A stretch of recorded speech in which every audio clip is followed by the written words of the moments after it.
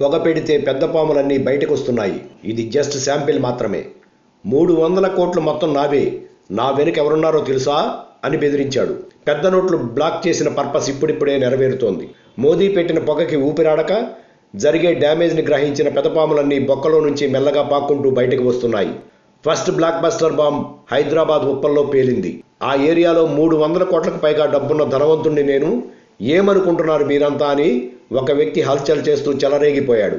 విషయం ఏంటో తెలుసుకోవాలంటే ఈగల్ మీడియా అందించే ఈ ఎక్స్క్లూజివ్ వీడియోను చూడాల్సిందే. నేను ఎవరి బినామీనో తెలుసా, నేను కానీ ఫోన్ కానీ చేశానంటే అంటూ ఒక కాంట్రాక్టర్పై విరుచుకుపడ్డాడు బడాబాబు. ఇంతకీ ఈ బడాబాబు ఎవరా అని ఆరా తీస్తే అతడు కర్నూలు నుంచి వచ్చి హైదరాబాద్లో సెటిల్ అయిన పొలిటీషియన్గా తేలింది. కొన్నాళ్లు మనోడు కాంగ్రెస్లో పనిచేసి ఆ తర్వాత ఫ్యాన్ గూట్లోకి చేరిన వ్యక్తి. ఇప్పుడు మాత్రం ఏ పార్టీకి చెందినవాడు కాదు, కానీ ఈ బడా నాయకుడు మాత్రం ప్రస్తుతం ఒక కాంట్రాక్టర్ని బాగా బెదిరించాడు. మోదీ దెబ్బకి వచ్చిన ఫస్ట్ రియాక్షన్ ఇదే.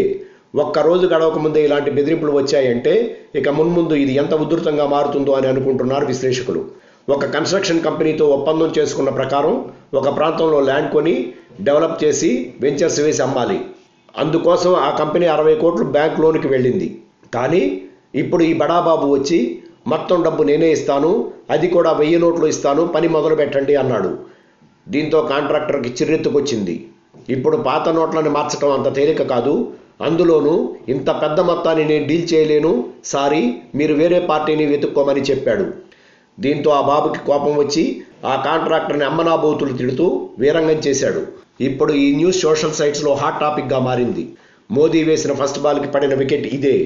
ఏది అయితే ఆశించి మోదీ ఇలాంటి డెసిషన్ని నేరుగా తీసుకున్నాడో ఇప్పుడు అది నెరవేరటంతో ఈ వీడియోని అందరూ తెగ షేర్లు చేస్తున్నారు.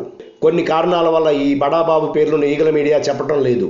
ఎందుకంటే ఇలాంటి వాళ్ళ పేర్లు అందరికీ తెలియకపోవడమే మంచిది. వాళ్ళు చేసేది ఎంత తప్పో ఇప్పుడు సమాజంలో ప్రతి ఒక్కరూ చెప్తుంటే వారికే సిగ్గేస్తోంది. ఇది ఇప్పుడు కేవలం శాంపిల్ మాత్రమే. ఇలాంటివి ఇక ముందు ఇంకా బయటపడతాయి. కేవలం మన రాష్ట్రంలోనే కాకుండా దేశం మొత్తం మీద ఉన్న నల్లధనం ఎలా బయటికి వస్తుందో చూడాలి. చివరికి ఈ నోట్లు ఎలా తగలేసుకుంటారో కూడా చూస్తారు. ఈ వీడియో మీకు నచ్చినట్లయితే మీరు కూడా షేర్ చేయండి. దేశాభివృద్ధిలో పాలు పంచుకోండి. Like and subscribe Eagle Media Works.